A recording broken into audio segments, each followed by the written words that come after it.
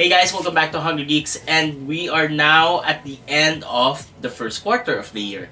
Yep, we are already seeing a lot of smartphone launches from all of the brands, but one really stood out among everyone else in terms of photography. For me, that is the Samsung Galaxy S23 Ultra. Yep, I'm pertaining here just really on the photography aspect.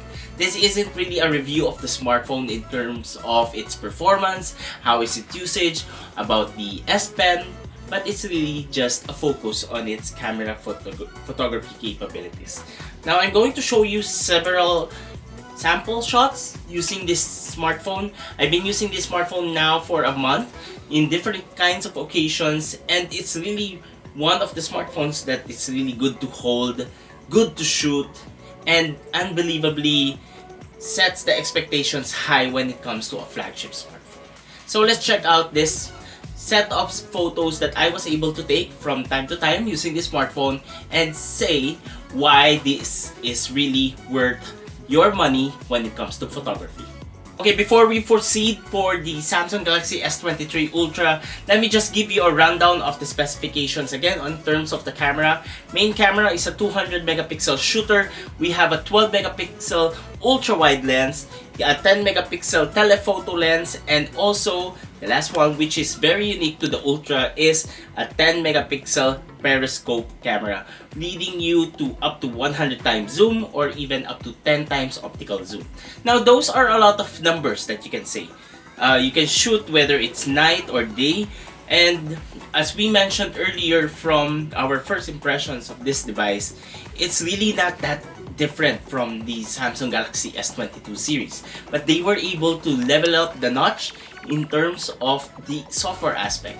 They now fine-tune everything into betterment in having that focus in terms of the details that you really need and what are the passion points or the pain points of consumers right now that they want you to have or to address. So in order to have better content, better production, and lastly is, of course, more confident in taking photos. So let's take this 15 sample shots that I was able to take using this smartphone. So first of all, this is a photo of Mang Rogers Bagoong, the one I keep on posting on my social media. So as you can see here, level of details is really nice. The center focus is really here on this part. Colors are nice, it's popping out. A little bit more colorful than the actual one, but here it's really food. So the AI detected everything really nice. It make it more pop, more desirable, and ultimately I really like this detail. Whereas once you post this in social media, a lot of people kept on posting nangangasim sila rather.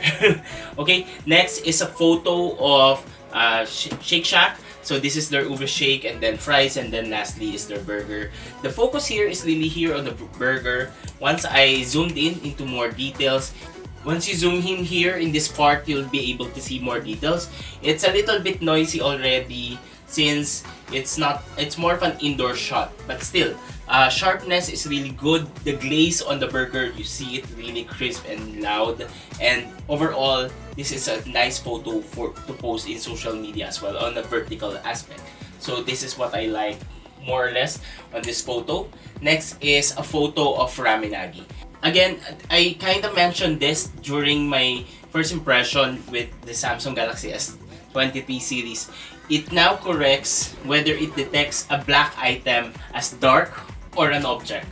So this is what I like. This is a black Raminagi bowl, and this, as you can see here on this part, level of details even on the nagi bowl is right. And yeah, simply really good in terms of the overall details here, and colors are just really popping out, and I like this perspective. Now the good part here is really that any kind of food that you post, it has the proper angle in terms of sharpness. And if I zoom in too much, of course it's going to be a little bit more grainy. For you guys, this is a big screen, but as you can see here, even just in this overall 4x3 photo, everything is really nice, and I really like this production of photo that Samsung is doing. Okay, next, using the 12 megapixel front camera selfie, it's really good in terms of details for Like for example, for my facial details, you can see the imperfections and the level of details. Even though that this is a portrait cut, it was properly detected between the edges, and there's still that level of natural production in terms of the overall portrait. Now next is a photo of a Peugeot 3008. So shout out to Peugeot as well for lending in this car during Jamancheta's wedding. Congratulations, by the way. So this car, I'm going to just zoom in more on the details for the car. Here, it's a bright daylight, and you can see even on the flowers. Here on this part, everything's cool, and what's good here is that even though that the car is really white, identification from flowers to the car and even colors from the back of the wall from the retainer for the church is really nice. Again, this is a combination between a subject that's dark in terms of the subject, that such as the tires, the floor, and the sidings. But what I really like here is it gives that kind of crisp details that you expect on an outdoor setting. Okay, next, more of a venue using the ultra-wide camera. So the 12 megapixel ultra-wide camera was able to capture this sunset look for the indoor venue. Details are nice. There's a little bit of shaking on my hand here, but overall, we were able to preserve details and still appreciate that setup. Next is moving to Colin of Geeks for a portrait shot here, even on the edges. What I mentioned earlier, the edge detection of his arm is really good from here, and even detection from the back. So I think there's just a little bit of detection here, or it's mistaken as the floor, but overall this is really good already. These are some of the trickiest things that you will encounter on a portrait shot. I know that this is artificial, but the edge detection of this smartphone is really good. Next is a very interesting photo. This is against the light photo when a person covers the light. So during our Anvil Awards, we just had to play around at the backstage. There was a light emitting at the backstage, so we got to play around with this one. See the level of details against the light on the black dress. You can see here that the level of details from the dress is still maintained, and it's in pristine condition even up to the legs. So you can see here, even from the footwear, Samsung was able to detect that this is a person. I should highlight on this one, preserve the details against a bright backlight or a background, and I was really impressed on this setup. Selfie with Gian Viterbo of Gadget Pilipinas. You can see here, the focus selfie was really here on the flower, here at the lower part. It was really focused here instead of our faces. But still, even though that it was it detected here that it's more sharper here, our faces were still detected, so it kept a lot of more details. And overall, even though that Gian is more at the background on the portrait shot, the level of details were preserved. And 12 megapixel, again, in good indoor lighting, this is really acceptable already. Next, this is just really more of an attempt photo with Liza Soberano during the Maya launch. So this is ×9 zoom, optical zoom, and I was able to get more of an appreciative photo of her. Although it was already far enough, I kept on wobbling, moving my phone, so I wasn't really that steady. But if you upload this in social media, the details are a little bit blurry, but nothing that you just have to automate the settings on your gallery and just optimize the settings, and it will be probably much better already. One more photo again from the Maya team. This is just more of a sample. As you can see here from James and also from Liza. It's really good on this part, quite sharp. And mind you, again, I'll repeat it again. The background is black, it's not dark, it's a well-lighted environment, but it didn't detect that it's black because it's dark. It's black because it's an object.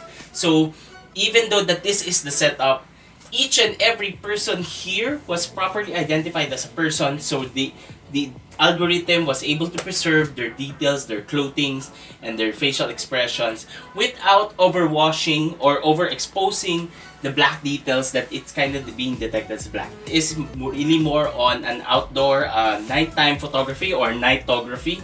This is just a regular shot using the night mode, and you can see here the building details are really good. Let's zoom in a little bit. There's no noticeable shaking here, even though that this is a long exposure shot. A little bit noisy on this part, but overall still it's very acceptable. There's no washout colors even from the details of the building. On the right side here, it was properly identified. So I'm really impressed with this smartphone again. Again, another selfie, 12 megapixel, just really more playing around here on the details. What I like about it is face is again identified properly. See the stubbles on my face, imperfections, edge detection, even against on a black arm headrest, I was able to be detected properly and separated from the background. This is really more of an portrait shot again, using the Samsung Galaxy S23 Ultra. You can see here the level of details on the background from the subject is again well separated, although here in the cheeks there's a little bit more of an improvement that could be done. Still, this is a very impressive photo. For me, when this was taken, it was very bright again on my face, and it was able to get the colors of the Coca-Cola right. Again, my face was properly detected as well. And overall, I really appreciate this, as even on my bag was an LED illuminated bag, and it was able to be properly identified as well. It's just a really quick rundown of all of the photos I was able to take using the 200 megapixel camera or main camera of the Samsung Galaxy S23 Ultra. Now, if you ask me right now, just a quick reference on the other aspect of things. Is it good in gaming? Yes, of course. It's Snapdragon Gen 8 2. You have options of 256 gigabytes of storage, 512 gigabytes of storage, and even up to a 1 terabyte on its configuration for its flagship. And price starts at 81,990 and incrementing up to 95,990 pesos depending on the configuration. So I'll just leave here the price range. But overall, the question is, will you really get a Samsung Galaxy S23 Ultra? For me, on my profile, honestly, I like the camera, but I can't really utilize the S Pen. I'm not really an S Pen user where I just type here. I'm more of an on-the-now person where I like the camera, I like how it feels, and more on the speakers. Everyday usage, the screen is really gorgeous, and overall, I really like this smartphone. The only downfall is that, of course, you're paying for the whole package. Unfortunately, I can't take advantage of all of the features being mentioned by Samsung or being fronted by Samsung, especially on the S23 Ultra.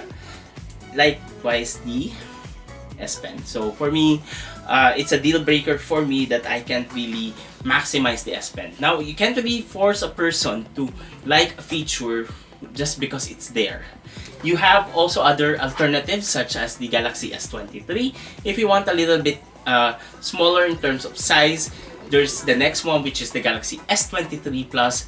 All the same with Snapdragon 8 Gen 2 processor. So performance is all the same. It's just really more on the camera, the size, and of course the Ultra is more of an curved screen, where the S23 and S23 Plus is just a more flat, and the display is very similar. For me, it's just that having the capability of added perks in terms of photography here on the S23 Ultra. Alright, so that's it for the Samsung Galaxy S23 Ultra. Just really more of checking out the photo details of this smartphone, and I'm really impressed on this one. Hope you like this video and check out more of the details on this video, and give me a comment down below of what you think about the photos I took, and also if you have any feedback. I really appreciate it. Make sure you follow us on our social media channels at Ethan de Guzman and at Hungry Geeks PH. and try to visit our website www.hungrygeeks.com.ph. So I really appreciate you guys for checking out this video, and see you on the next one, guys. Thank you. Bye.